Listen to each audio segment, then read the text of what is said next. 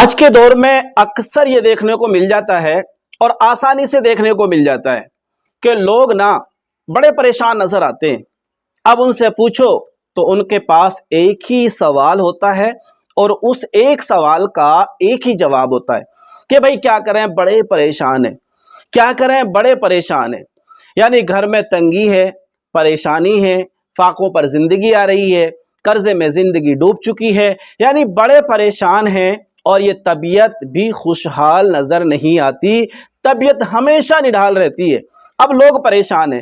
دیکھیے، میں نے ایک حدیث پاک پڑھی، الحمدللہ اس حدیث پاک کو پڑھنے کے بعد یہ بات تو سمجھ میں آ گئی کہ اگر بندہ گناہ کرتا ہے، دیکھیے گناہ جب انسان کر رہا ہوتا ہے تو گناہ دو طرح سے کر رہا ہوتا ہے۔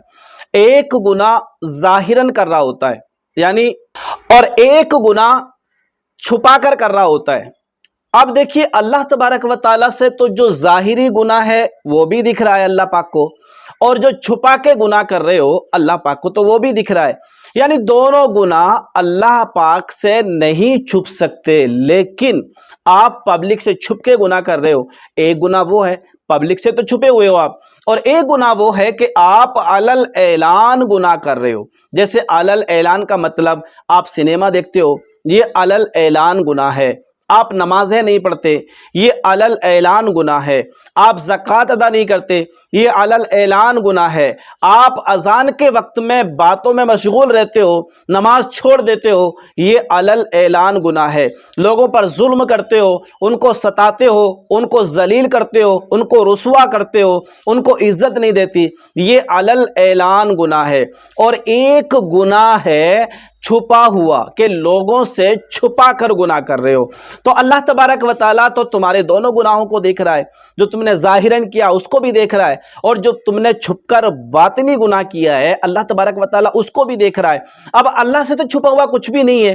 تو میں حدیث پاک آپ کو بتاؤں، اللہ کے نبی صلی اللہ تعالیٰ علیہ وآلہ وسلم ارشاد فرماتے ہیں کہ سارے کام ٹھیک چل رہے ہوتے ہیں، سارے کام صحیح چل رہے ہوتے ہیں، لیکن انسان پھر بھی پریشان ہے، پھر بھی پریشانیوں میں مبتلا ہے، پھر بھی ڈپریشن کا شکار ہے، پھر بھی ٹینشن کا شکار ہے، پھر بھی گھر میں آفتیں ہیں، مصیبتیں ہیں، پریشانیاں ہیں۔ آخر وجہ کیا ہے؟ وجہ یہ ہے، اللہ کے نبی ارشاد فرماتے ہیں کہ کبھی کبھی نہیں بلکہ اکثر ایسا ہوتا ہے کہ انسان کے گناہوں کی وجہ سے گھر کے اندر نحوست آ جاتی ہے، جس کی بنا پر وہ انسان خوشحال نہیں رہتا اور گھر کی برکت چلی جاتی ہے۔ کب ہوتا ہے؟ گناہوں کی نحوست کی بنیاد پر۔ یعنی انسان دیکھنے میں اچھا خاصا لگتا ہے، اچھا خاصا کما رہا ہوتا ہے، اچھی خاصی اس کو آمدنی ہو رہی ہوتی ہے، روزگار بھی اچھا خاصا ہوتا ہے، کاروبار بھی اچھا خاصا ہوتا ہے، کہیں نہ کہیں سے ملازمت بھی اچھی خاصی کر رہا ہوتا ہے، لیکن پھر بھی ٹینشن، ڈپریشن، بہت ساری پریشانیاں اس کی لائف میں چل رہی ہوتی ہیں۔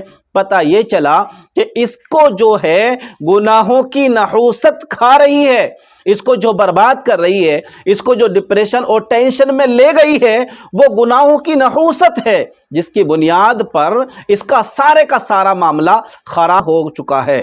تو اللہ تبارک و تعالیٰ کے پیارے حبیب صلی اللہ تعالیٰ علیہ وآلہ وسلم نے یہ واضح طور پر ارشاد فرما دیا ہے کہ اگر خوش رہنا چاہتے ہو، تنگیوں سے چھٹکارا چاہتے ہو، پریشانیوں سے نکلنا چاہتے ہو، جو آزمائشیں ان سے باہر آنا چاہتے ہو، تو کماؤ، تو ذریعہ معاش بھی تلاش کرو، روزگار بھی تلاش کرو، گھر میں خوشحالی کے ذرائع بھی ڈھونڈو، اور گناہوں سے بھی بچو۔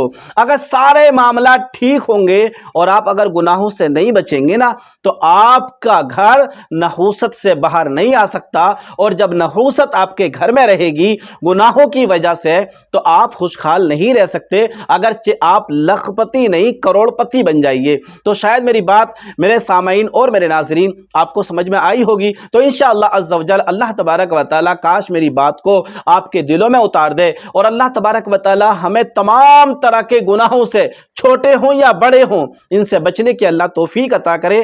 آمین بجاہ النبی الامین صلی اللہ علیہ وسلم۔